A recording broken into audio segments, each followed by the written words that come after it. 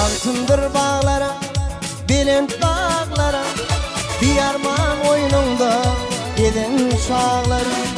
Haleyla zingittir günün şağları, sen kalbimda sevim uçur hıyalım. Renk baydağıma senin diyarım, diyarım diyarım güdül mekanım. Arkadan serdara oğan diyarım, diyarım diyarım güdül mekanım. Renk baydağıma senin diyarım.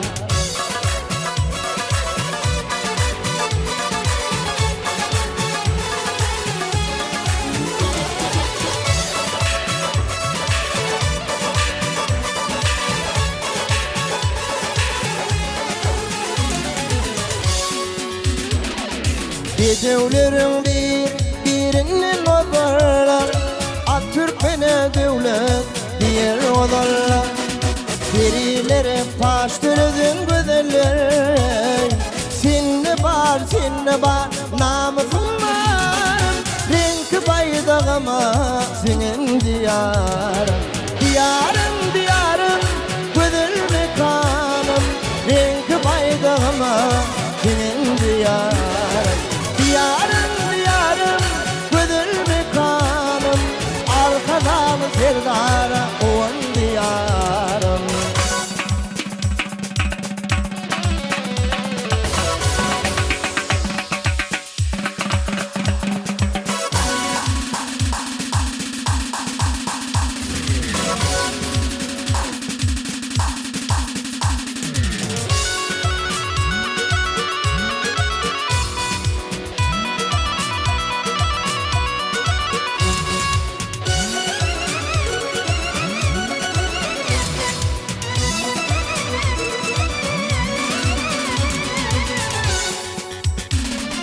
Deryaların koşak derdir karabın, bu deminle seni küser yürüvün.